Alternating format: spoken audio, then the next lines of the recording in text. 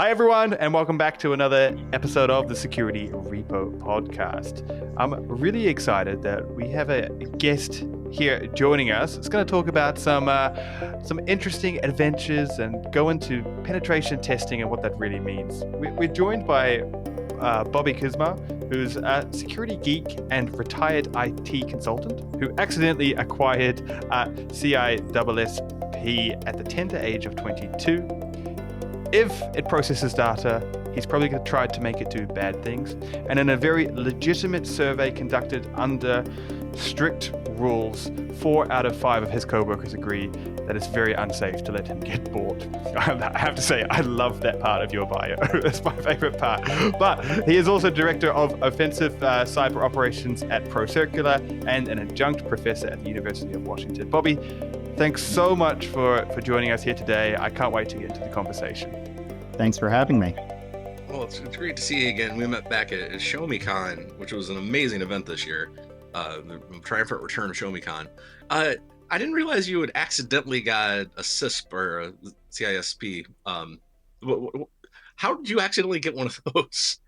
What's that story? Well,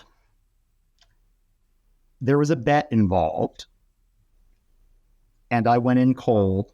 And this was back in the day. I'm dating myself because it was on paper and it was a 6-hour test. Okay. And I kind of just did the thing and picked what I thought were the dumbest answers.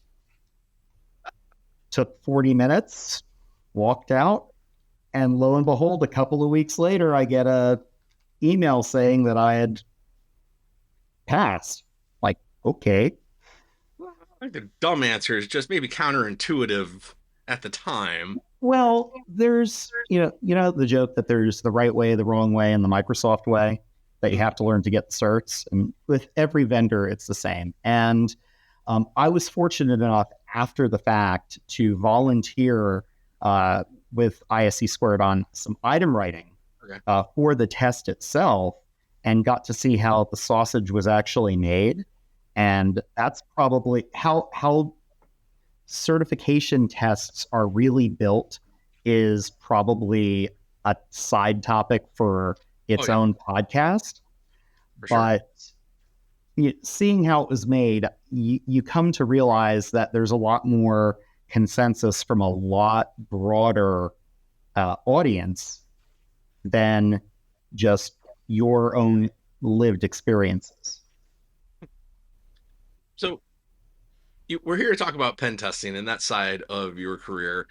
So how do you go from accidentally taking a test to being a pen tester? Well, the short version is my IT consultancy turned into an MSP, and we found, strangely enough, that folks that were in certain verticals were more willing to pay more money. So financial services, legal, healthcare, and all of those have one thing that all those have in common is they are very heavily regulated, and they have at the time what were reasonably stringent security regulations around them, and today they have very stringent security regulations around them. So that is why I ended up pivoting into providing more of security focused services. And I did digital forensics, over 200 cases associated with that, and started doing pen testing to basically check our work. And in 2014, I sold the business. Typical story, got burned out, bummed around for a little bit. And then a buddy at one of my vendors, Core Security, was like, why don't you come and join us? And okay, so I came aboard. I was a sales engineer for the Core Impact product, which, was one of the most advanced tools of its time. And I got bored. So I started doing media and working with our testing team down in Argentina. And then I got even more bored, and I somehow inherited the exploit writing team in Argentina, the threat research team, and the two orphaned Hadoop clusters that were being slightly maltreated that we picked up in an acquisition. So once I got into that spot, it was good. Ran the research group for about 2 years. And then I received an offer to come over and work on rebuilding the offensive team at Herjavec Group. Yes, that Herjavec, the Shark Tank guy. Found that apparently I can manage teams of hackers really decently while still keeping my hands on the keyboard to a degree. And, that's kind of all she wrote. Been an offensive ever since. Sensing a pattern, you get bored and you figure out a new thing to do. Well, I like it. I get bored. I seek new challenges. I'm ADHD as hell, which is delightful to manage in a detail-oriented trade. But I'm always seeking that stimulus. I'm doing a lot of stuff around machine learning and applying AI to offensive testing these days. That's my main research interest. And, that's the opposite of letting me get bored at the moment. One of the things that's kind of interesting that's come up is we've had a lot of people on the show of offensive engineers. I've seen a lot of talks of offensive engineers, and everyone likes to discuss when everything goes right. And that's great to hear. We all love success stories. They're certainly more fun to share. But you gave a talk recently that looked at pen testing when it goes horribly wrong. I'm curious as to know why did you feel it was necessary to kind of run that type of talk and look at a different side that perhaps most people kind of haven't seen about offensive security before? Well, first off, because it's something that you don't hear about. You hear about all of the look at us, we're badasses kind of hacks. You occasionally hear stories about flubs. Jason Street's I robbed the wrong bank story is the classic of that genre. But all of the rah stories give a really false impression to folks that are either entering the field or looking at focusing on pen testing. And my co-presenter, Valerie Thomas, and I, we've been doing this for a long time. We've shared our share of, look at me, I was a dumbass stories at BarCon in various venues. And we actually ideated the talk for the Show Me Con that got canceled by COVID. So we've been sitting on this for 4 years, just letting it accrete more stories. And one of the things that, particularly with new entrants in the field, that I don't see enough of is resiliency and the ability to navigate when things don't go perfectly. And setting the expectation that not everything's always going to go right. There are going to be roadblocks. There are going to be huge obstacles that you may have to overcome, whether they're technical or legal or, a cop staring you down when you're doing a physical. There's always going to be problems. And security has always been a problem-solving profession. So, we don't want to set the expectation that security is just about follow the SOP, check the boxes, and boom, you're good. There has to be creativity in there. There has to be the ability to overcome. Yeah, attackers definitely are not going to give up after that first, hey, the playbook failed. Some of them will. There are those people that are like, my playbook failed and move on into the target. But yeah, there's that whole generation of hackers who are like, no, I'm going to figure this out. I'm going to get that figured. I mean, the 0 days come from somewhere in the first place. So part of why we wanted you on the show is hopefully you can share some of these stories when things go sideways. Yeah. So I'll artisanally pick a few of them. Some are vows that I will do a complete injustice in retelling, but there's the breaks. Once upon a time, doing a web app test for, shall we say, a large regional medical insurer. We always like testing web apps that are in staging because there's less chance we're going to disrupt the customer.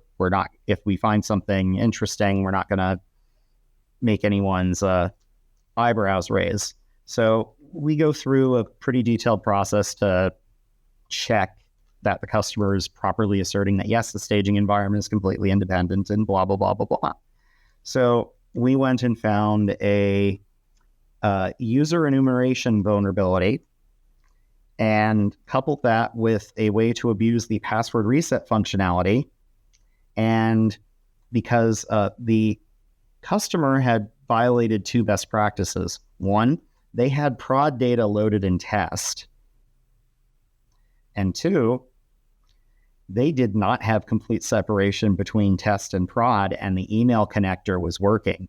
So we inadvertently triggered password reset emails going out to every single member of the insurance company in a 10-minute period. It's good to rotate passwords occasionally. But wait, it gets worse. Our customer for this test was their general counsel's office. Not operations, not IT. So nobody had any clue that this was going on. And we got to test their IR plan. It's good that they had one. Yes, it was. What kind of happens in those moments that you've got with this uncovers? Is it what's kind of the next step? How do you talk to the client about what's going on here? Well, in those particular cases, after we get over our initial moment of, oh crap, the thing that I normally recommend is they gather all the stakeholders, wave at the light in here. Typical set up a conference bridge, get everyone who needs to be involved in the resolution. Thankfully, their customer service team started getting calls like within minutes of these going out, and they noted that there was an anomalous spike and sent out an email internally with, dudes, WTF. And that very quickly led to our point of contact going, is this something y'all could have done? I'm like, absolutely. Let's get everyone on a bridge.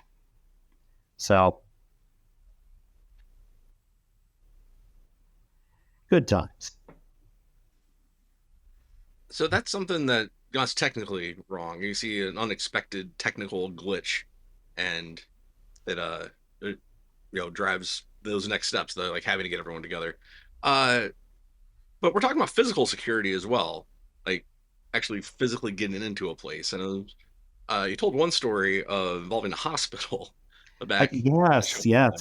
This was to share that.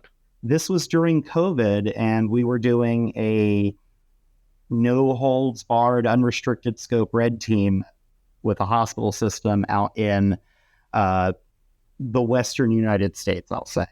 And they were very clear that the one thing I was not allowed to do was pose as a patient and go in through the ER, one of their ERs, and get lost, because they did not want any clinical resources diverted away from, dealing with COVID and COVID patients. Like, okay, cool. I can work around that. I'll throw on some scrubs and a lab coat and look like I'm pissed off, and I'll tailgate through and no one will challenge me, which of course was true. But they have a very nice corporate headquarters that is in a very scenic area. And there's a lovely hill with a wooded area behind the headquarters. So I'm up at the top of the hill, seeing if I can pick up anything juicy by laser miking executive offices. And I slip and roll down the hill. And my ankle is not particularly happy with me when I landed. So, okay, I need to go get this checked out. I'm barely able to hold weight on it. No one saw me rolling down the hill, strangely enough. But, okay, I'll get to the car, pull up Google. Where's the nearest ER? It's one of theirs. So we've got a Signal chat group with the key stakeholders who are read in. So it's their GC, their assistant GC, their CISO, their head of physical security, and a couple of other folks. So we basically had a continuous stream of what I'm doing so that they can run interference if necessary. And I'm like, so I fell down the hill behind your headquarters. I'm going to an ER to get my ankle checked. It's one of your ERs. Please don't be mad. And they're like, okay, just get yourself checked out. And of course, the ER was overloaded. I was waiting for a while, and they finally, got me back and threw me in a bed in the hallway. Okay, fine. While we were waiting for radiology, because of course radiology was backed up. Why wouldn't it be? I noticed, looking around, that the Pyxis machine, the vending machines that they have for access controlling the good drugs, is like literally within arm's reach. So I send them a picture to the Signal group, and I'm like, so this is right next to me. Do you want me to do something to it? And they're like, and my phone starts buzzing like hornet's nest with variations of no, with varying capitalization, number of exclamation marks, and obscenities. I'm like, okay, cool. I just wanted to offer since I was here. I was, wanted to provide value since I was, testing, which in retrospect, I probably shouldn't have pushed that. But yeah. I mean, that kind of brings up an interesting question too. Because when you're doing, all pen tests, but especially physical, and especially for something like a hospital, where you walk a fine line of legality sometimes. And I know that you kind of have your engagement letter, but surely there has to be a point where that letter isn't quite enough anymore. Like, do you engage lawyers before you go into like penetration tests like this? Do you understand the kind of risk around you, and how do you kind of manage the legality of doing pen testing? So, first of all, scope is very important, because a client can't authorize you to test things that they don't own and control. So, that's one thing. We have our general counsel actively involved in our scoping discussions with building rules of engagement. And when we're doing physicals, they're calling police dispatch where the physical is located and going, we've been contracted to conduct a physical social engineering exercise on X customer name at location Y. It will be occurring approximately from start time to end time. This is the description and name of our consultant who's there. They will have a letter of authorization with internal contact details for validation, and they are unarmed. That last part's important, especially in the U.S. Yeah. So we a lot of these things have been because of we've learned from the misfortunes of others. The incident with the coal fire guys and getting in the middle of a squabble between the state and the county was not a great thing, and we strive to avoid that.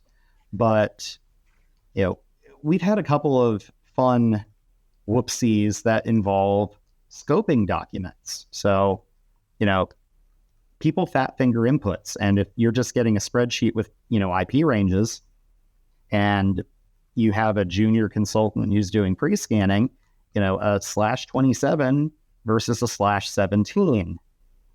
/17 is a little bit bigger than a /27. And there were all kinds of fun things in the wider scope. So, our normal procedure when we find a critical is we'll ping the customer and go, hey, we need to hop on a quick call because we found a thing that we want you to fix immediately. And, typical call. And until we got to giving him the IP in question. That's not ours. Say what? Oh, no. Yeah. So we go back through the scoping doc, pull it up on screen, and we're like, are all of these correct? And then he's like, oh yeah, that's supposed to be a /27, which is what, 16 IPs or something like that? And a /17 is 8 million IPs. Needless to say, I became very well acquainted with Amazon's abuse team that week. Oh gosh, yeah. So you bring up. Okay, go Matt. No, go ahead, Dwayne. Go ahead. I didn't have anything. That's why we don't do it live. We talk over each other with that little bit of lag. Well, we bring up the police and their involvement in all of this, and total respect to the fine people that serve to keep us safe out there in the criminal justice system. But there have been stories where they don't communicate all that great with each other sometimes in certain circumstances, especially as shift changes and whatnot, and maybe the memo didn't get passed. I'm gonna straight up ask, have you ever been arrested doing this stuff? I have been detained.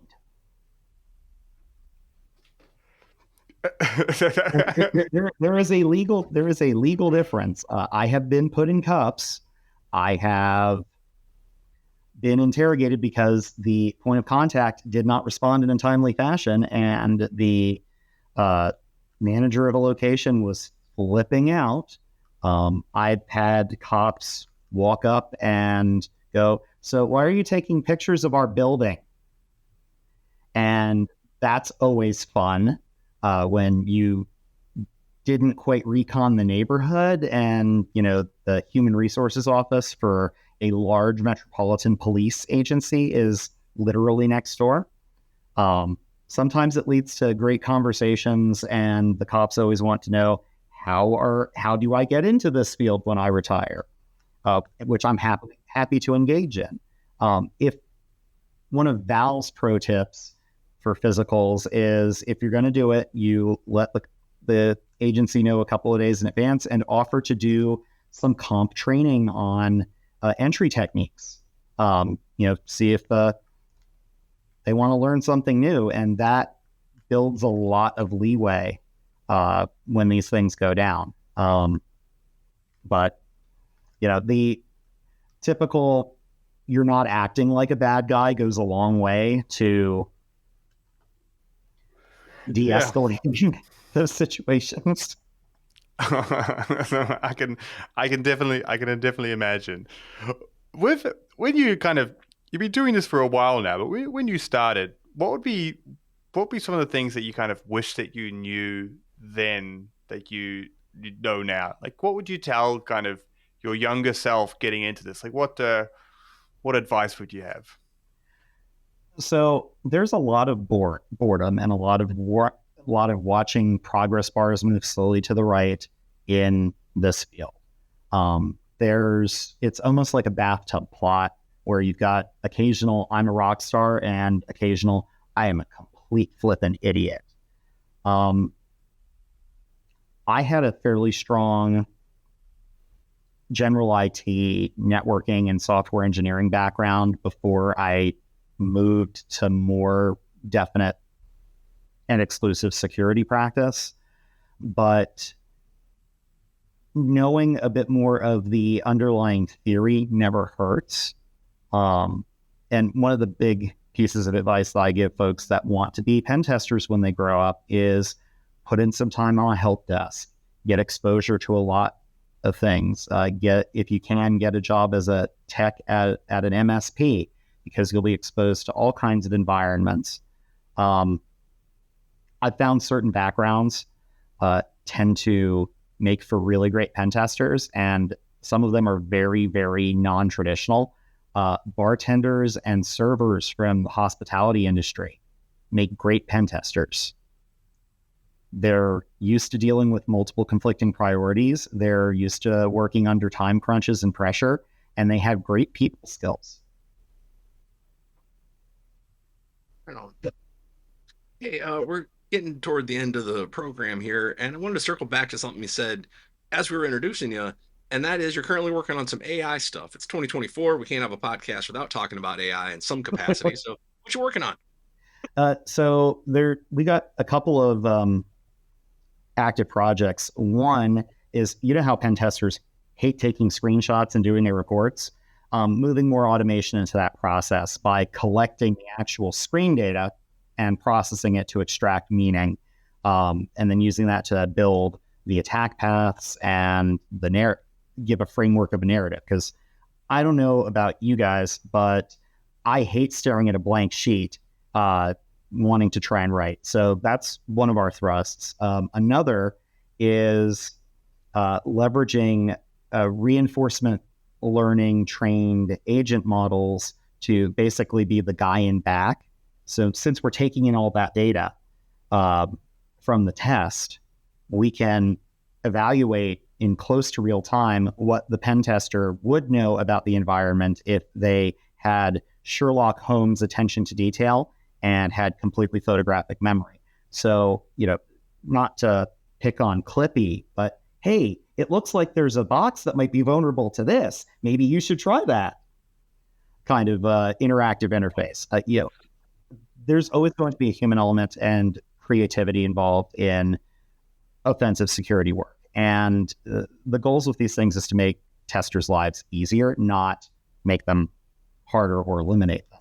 So any kind of support, like in healthcare, there's clinical decision support tools that will ingest the patient's entire history and then help build a differential diagnosis of things to eliminate for the physician to review and approve or ignore, depending on what the physician's preferences and their professional judgment says.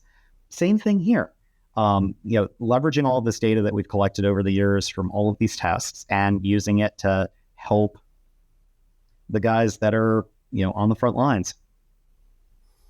Yeah, that's such a great use case of AI, because I feel like that strongly ties into the benefits of AI. I feel like everyone's still trying to figure out like how to do this, and the people are still chasing the AI hacker that's going to be able to conduct a full penetration test for you. But I kind of think all that they're going to be able to do is go through the standard checklist, and it's not going to be able to be creative. And I love, you've mentioned that a couple of times, the creativity involved in hacking, and it's so true. I think people outside the industry probably don't understand how creative you have to be to get into into these situations, or get out of the situations, probably more accurately. Absolutely. Vulnerability research and security research is an art, but it's also a science. And by bringing balance to those two forces, that's how you get the best result and deliver the best value. Yeah, for sure. Well, we do like to play a game with everyone that comes on the show. It's called Best and Worst. And we ask everyone, what's the best security advice that you would give someone? And then we're going to ask you, what's the worst security advice that you hear or that you have heard? Let's start with the best. What's the best security advice you would give our listeners out there? Oh,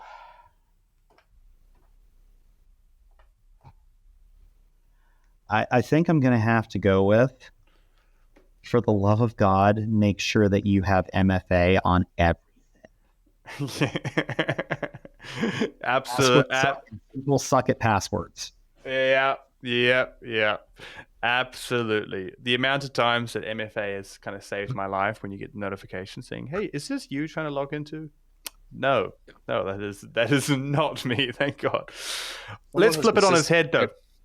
Good. Sorry, Dwayne. Yeah, I've had someone consistently trying to log in my Twitter account for 6 years. So I was an early adopter there, and it saved me I don't know how many times now. Yeah.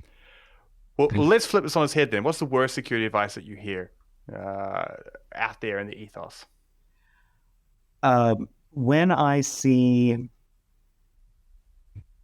people negging certain security tactics, no, you have to always consider the threat model. Like laughing at the older individual who has a little black book of passwords.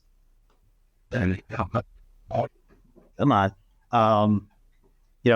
you have to consider the threat model. Are ninjas going to come in through the window and look at their little black book of passwords? Probably not.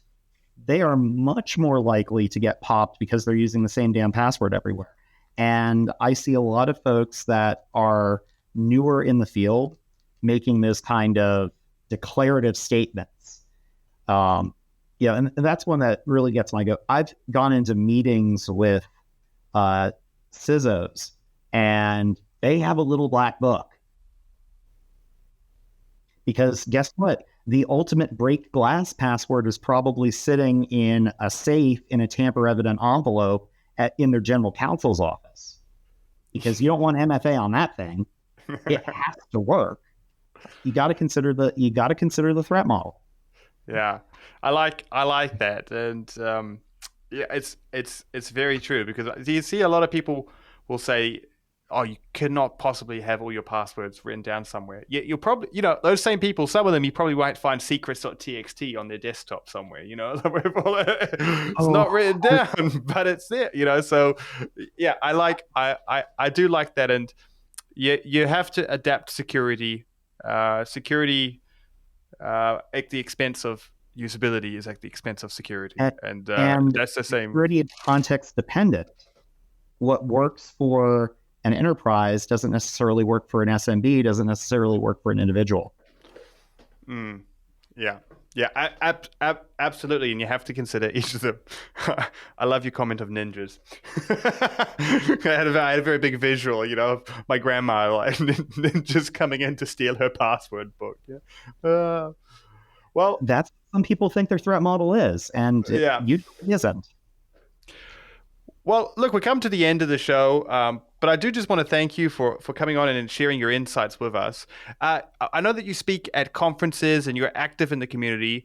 If people want to follow you and maybe see where you see some of your presentations, some of your work, or where you're coming up, how can people kind of follow you? What's the best way? Most of my professional content is on LinkedIn. I am actually getting ready to launch a YouTube channel, Offensive Security Takes, which should be live by the end of June. So I'm looking forward to taking advantage of the interactive whiteboard that I got really, really cheap and dragged to my office, and putting out some content to help folks get better at their security stuff. Yeah. Okay. Sounds like there might be a pen testing story behind that cheap interactive whiteboard. What you said that. I can put you on the spot. You don't need to own up to it. Not so much. That particular one, not so much. But the ninja comment, there is a pen testing story, but it's not mine. It's one of Val's. Once upon a time, she was doing a physical at an electrical substation, and she had to go in at night. And she had her black ninja gear with all of her tools and didn't check the weather. She got there, and it was snowing. Oh, I love it. That's funny. Well, I hate to end the episode because I could sit here and talk to you all day, but we do try and keep them to around 30 minutes. But before we hit the big red button, Dwayne, any final words for Bobby before we close up? I just want to say thanks very much for being here, and I encourage everybody to check out your new YouTube channel. I'm sure there's going to be a lot of awesome learnings over there. So thanks again. Thanks for having me.